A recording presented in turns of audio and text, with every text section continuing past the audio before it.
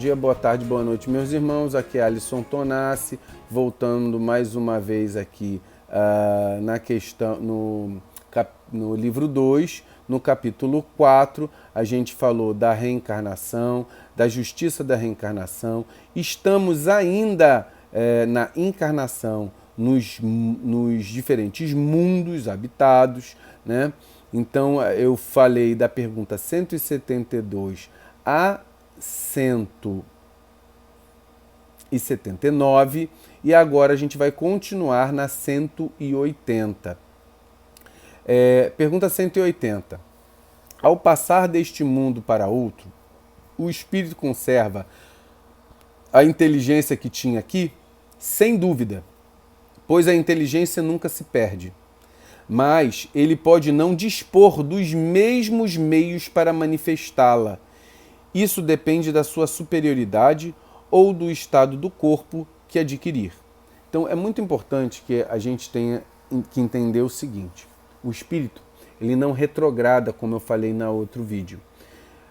A inteligência do espírito, ela é do espírito, mas o meio de manifestação não é o mesmo. Muitas vezes, quando você reencarnar, o teu espírito, o teu corpo físico pode não ter a capacidade para manifestar toda a tua potencialidade. Então, imagina o seguinte: eu tenho um sinal 4G, mas o meu telefone ele só pega até 2G. Por mais que a capacidade de um sinal 4G esteja presente, o meu telefone ele só vai pegar a velocidade de 2G. Então, o espírito ele pode se manifestar com uma capacidade muito maior, mas o corpo pode não corresponder. Vou dar um exemplo. Uma pessoa que estava vivendo aqui na Terra, com a sua plena capacidade intelectual. Aí ela sofre um acidente de trânsito e ela bate com a cabeça, tem um traumatismo craniano e tem que ser operada. Depois daquele traumatismo craniano, houve lesões cerebrais que ali atingiram a área da memória.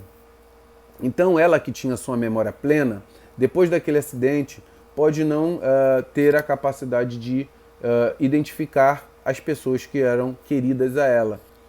Então, ou seja, por uma lesão no cérebro, a capacidade completa do que ela tinha de memória foi embora.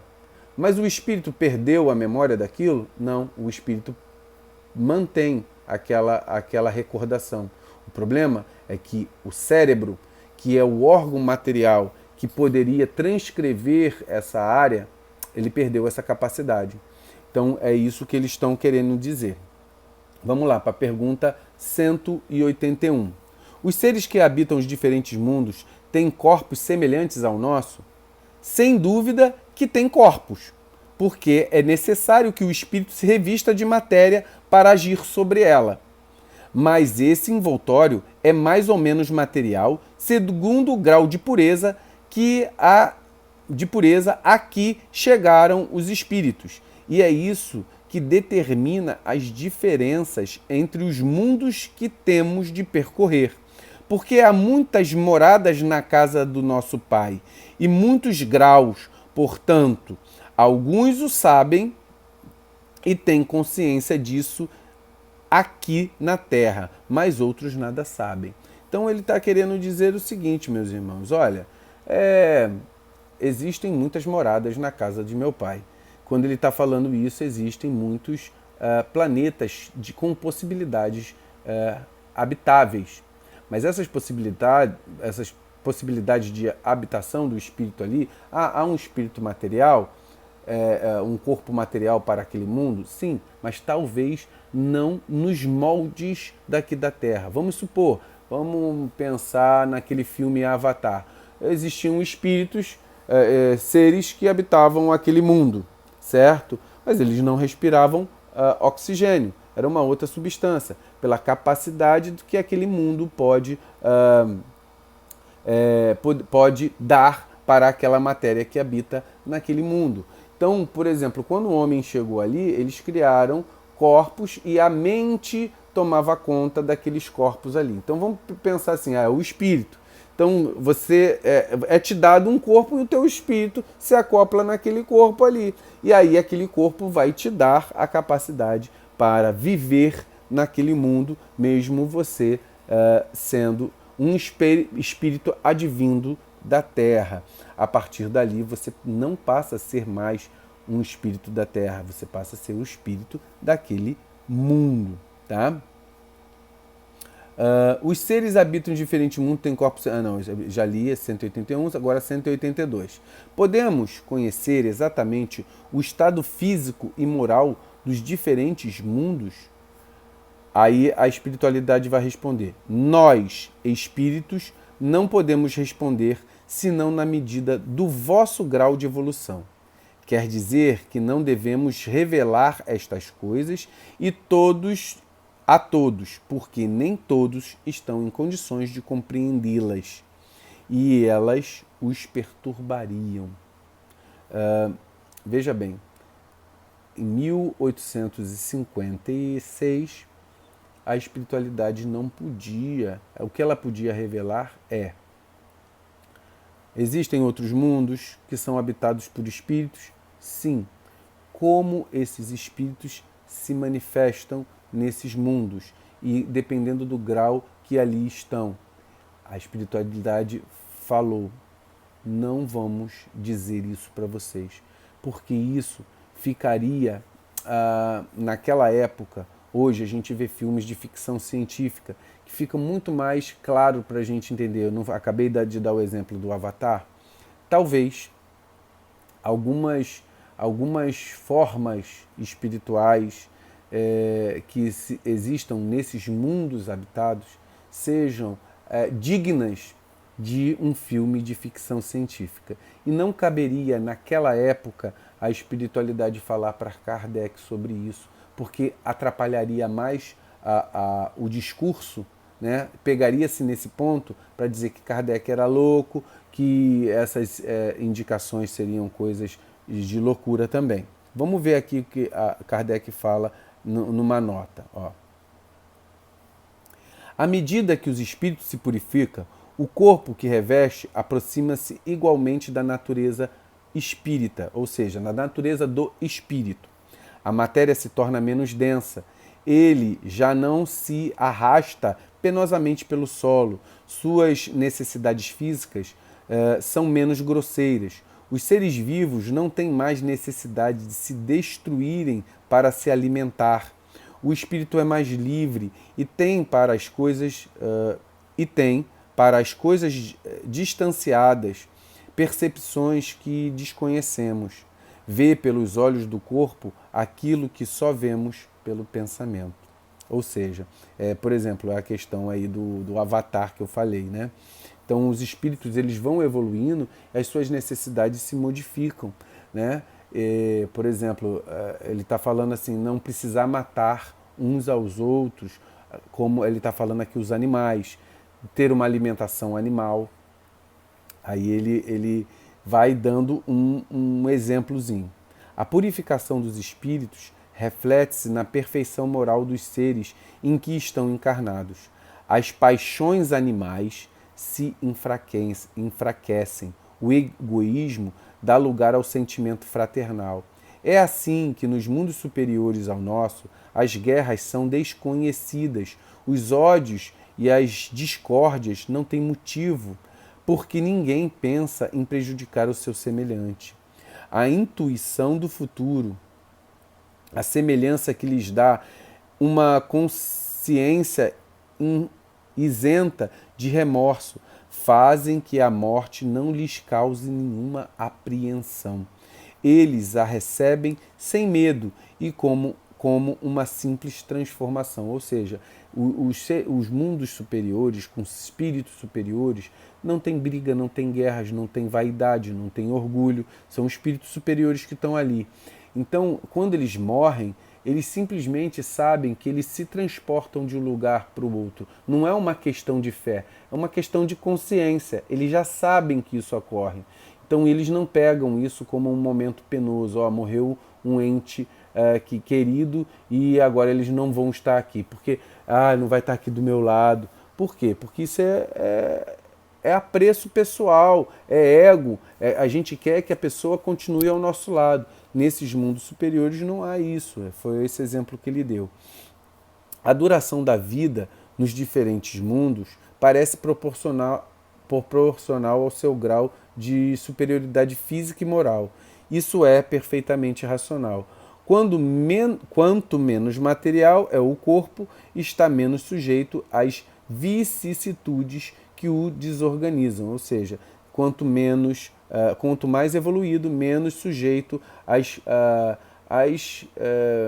dores da matéria, os pesos que a matéria nos impõe, a fome, o mau pensamento, né? As características da materialidade que nos impõe, né? Uma visão mais acanhada, uma audição mais acanhada, um pensamento mais nublado, né? Quanto menos material ocorra, sujeito às vicissitudes que o desorganizam. Quanto mais puro é o espírito, menos sujeito às paixões que o enfraquecem. Este é ainda um auxílio da providência, que se deseja assim abreviar os sofrimentos. Então é isso. Pergunta 183. Passando de um mundo para outro, o espírito passa por nova infância. A infância é por toda parte uma transição necessária, mas não é sempre tão ingênua quanto entre vós. Ou seja, sempre há, por exemplo, num processo material, o processo de reprodução. Passa-se por uma infância, mas talvez uma criança nascer, como aqui na Terra, tão limitada, dependente dos pais, seja um modo mais aprimorado em mundos superiores. No caso, vamos colocar um animal que nasce na floresta. Ele nasce e logo ele já está conseguindo andar, pular, tal. E nós aqui, como seres humanos, não. Precisamos de um tempo para esse processo. Vamos colocar numa questão de evolução, mundos mais evoluídos. Talvez o espírito já nasça com certo grau até de consciência. Mas isso aqui é só uma informação que a espiritualidade está dando. Pergunta 184. O espírito pode escolher um novo mundo em que vai habitar? Nem sempre, mas pode pedir e obter o que deseja, se o merecer, porque os mundos só são acessíveis aos espíritos de acordo com o grau de elevação. Ou seja, se eu pedir para ir para um lugar melhor do que a minha capacidade, não vou, talvez não seja atendido, né? Mas quem não chora não mama, você pode pedir. E se estiver nessa disponibilidade, você pode ser atendido, sim. Mas na grande maioria da nossa evolução, não. Na nossa evolução aqui da Terra, a gente não tem muita capacidade para pedir isso, não. Tá? Pergunta 184A. Se o espírito nada pede, o que determina o mundo onde irá reencarnar? O seu grau de elevação, ou seja, a sua vibração. Nós somos atraídos pela nossa vibração. A sua elevação determina a sua vibração. E por essa vibração, que é um fenômeno físico, você vai atraído. Semelhante atrai semelhante. Você tem capacidade de chegar no mundo onde tem pessoas sem ego, sem vaidade? Hoje, nós não temos. Então a gente vai ser levado para um mundo onde há pessoas com ego, vaidade, onde há discórdia, onde há briga, entendeu? Onde há sexualidade. Nós temos capacidade de vencer a sexualidade? Então é isso. Então não adianta, por exemplo, você que não é vegano, conseguiria estar num local onde não se come carne? Entendeu? Então precisa do teu grau evolutivo. E isso se dá naturalmente com a evolução. Você vai evoluindo, você vai ser levado para aquilo ali. Pergunta 185. O estado físico e moral dos seres humanos é perpetuamente o mesmo em cada globo? Olha o que ele está perguntando. Veja bem. Os seres que habitam naquele globo, fisicamente e moralmente, são iguais? Não. Não são iguais. Mas são mais ou menos próximos. Então, por exemplo, nós vivemos na Terra, nós temos um corpo físico que eles têm. Tem olho, tem boca, tem nariz, tem audição, tem tato, urina, faz a necessidade fisiológica. As pessoas que vivem na Terra vão chegar nesse padrão. Agora, a capacidade intelectual de uma pessoa, por exemplo, a gente que está buscando aqui um estudo é diferente de uma pessoa que nem busca nada, no sentido religioso, que a pessoa só acha que existe a matéria, entendeu? O ateu. Então, são coisas que a gente vai... Você está num certo grau vibracional. Vamos colocar, nós estamos aqui no grau 5. Mas existe o 5.1 e o 5.9. Nós estamos no grau 5. Mas existem pessoas no 5.1, menorzinho, e o que vão estar no 5.9, dentro dessa faixa vibratória, do grau 5, que eu estou dando um exemplo aqui. Pergunta... o estado físico... Não... Aí o Kardec ele faz uma nota. É assim que as raças que hoje povoam a Terra desaparecerão um dia e serão substituídas por seres mais perfeitos. Essas raças transformadas sucederão à atual, como esta sucedeu às outras que eram mais grosseiras. Então a gente, por exemplo, olha, você teve lá o Neandertal. Neandertal era um componente, um habitante da Terra grosseiro. Existiu uma evolução daquele corpo físico que estava ali e chegamos no homem aqui, que estamos aqui. Nós temos hoje uma certa pluralidade de raças ainda. Nós temos os asiáticos, os caucasianos, os povos africanos, e aí sucessivamente. Nós já estamos miscigenando toda o nosso DNA. Hoje você tem mistura de todas as raças. Nesse corpo que está aqui tem sangue negro, sangue europeu, então todos nós estamos miscigenando. Até um momento em que o nosso corpo, como raça humana, será mais homogêneo, para que não haja essas distinções. Assim que nós tivermos uma capacidade de não distinguir besteiras como racismo, como etnias, povos menos evoluídos, povos mais evoluídos, isso é coisa para gente atrasada, pessoas atrasadas, tanto de quem faz a diferença por um lado, quanto de quem faz a diferença por outro. E a espiritualidade está dizendo, olha, vocês vão evoluir. Pergunta 186. Há mundos em que o espírito, deixando de viver num corpo material, só tem por envoltório o perispírito? Sim. E esse envoltório torna-se de tal maneira etéreo que para vós é como se não existisse. Eis então o estado de espírito puro. Ou seja, quando você desmaterializa a ponto de não precisar mais reencarnar, você mantém só o envoltório perispiritual. Esse é o espírito puro, aquele que não tem mais as condições da matéria tendo influência em si.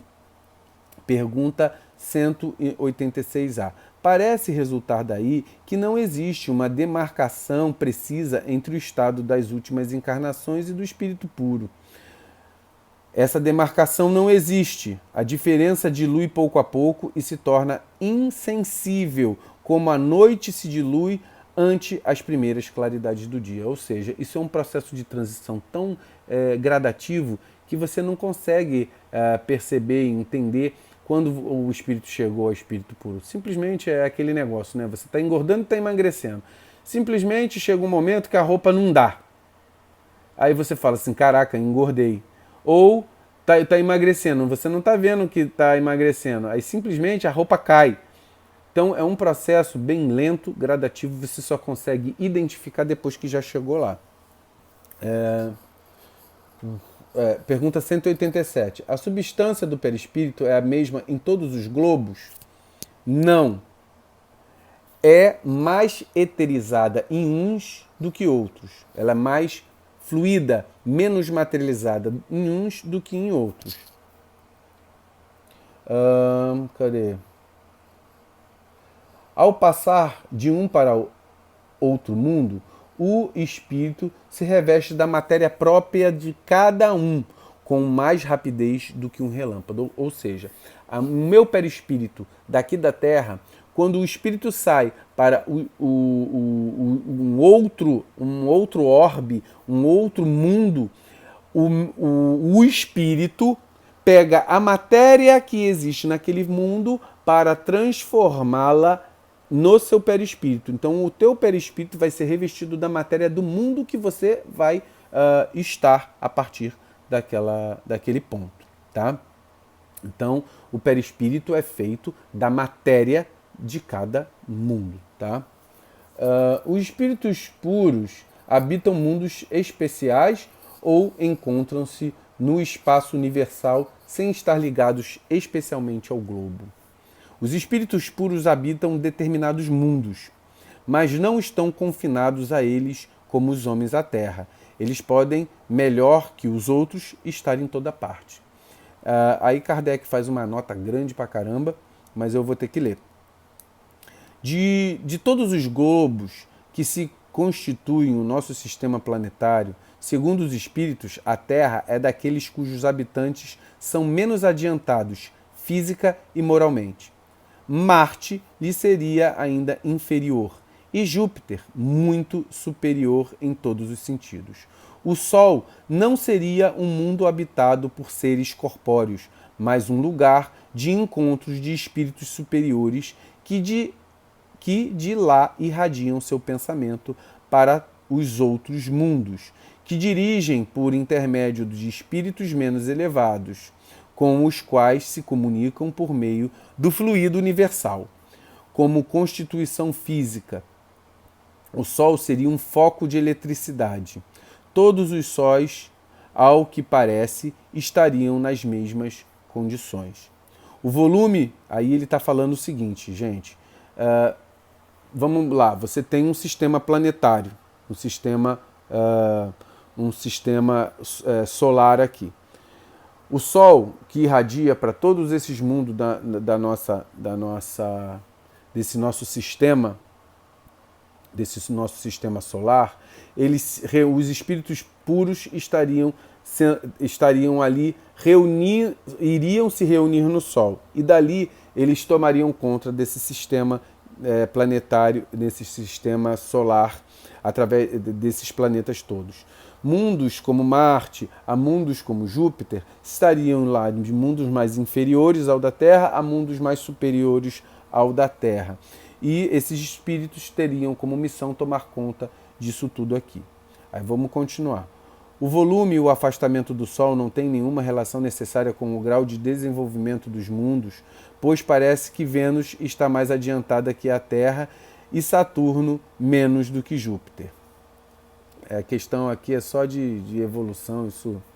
Muitos espíritos que animariam as pessoas conhecidas na Terra disseram estar reencarnados em Júpiter, um dos mundos mais próximos da perfeição, e é de admirar que num globo tão adiantado se encontrem homens que a opinião terrena não considerava tão elevados. Isto, porém, nada tem de surpreendente se considerarmos que certos espíritos que habitam aquele planeta podiam ter sido enviados à Terra e em cumprimento de uma missão que, aos nossos olhos, não os colocaria no primeiro plano. Em segundo lugar, entre a sua existência terrena e a de Júpiter, podiam ter tido outras intermediárias, nas quais se tivessem melhorado.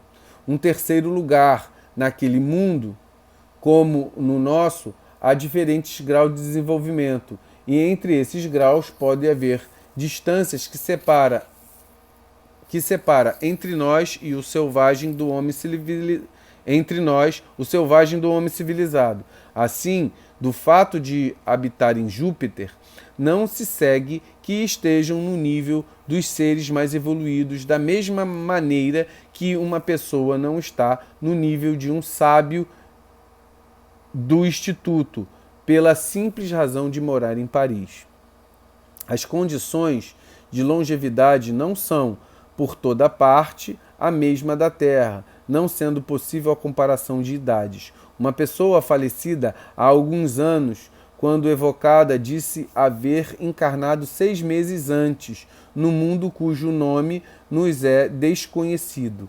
Interpelada sobre a idade que tinha nesse mundo, respondeu: não posso calcular, porque não contamos o tempo como vós. Além disso, o nosso meio de vida não é o mesmo. Desenvolvemos-nos muito mais rapidamente, tanto assim que há apenas 6 dos vossos meses nele me encontro. E posso dizer que, quanto à inteligência que tenho, 30 anos de idade terrena. Então ele está dizendo a experiência de um espírito que encarnou num outro mundo. E quando ele foi evocado, ele disse: olha, eu estou lá no outro mundo, mas a comparação de vocês aí não é a mesma do que eu estou lá, não. Então eu nasci lá em 6 meses e estou como se tivesse 30 anos na Terra. Numa resposta semelhante foram dadas por muitas respostas semelhantes foram dadas por outros espíritos, e nada há nisso de inverossímil, ou seja, não há isso é plausível, né? Não vemos na Terra tantos animais adquirirem em poucos meses um desenvolvimento normal. Por que não poderia dar-se ao mesmo com o homem em outras esferas? Notemos, por outro lado, que o desenvolvimento alcançado pelo homem na Terra, na idade de 30 anos, talvez não seja mais do que uma espécie de infância comparada ao que ele deve atingir.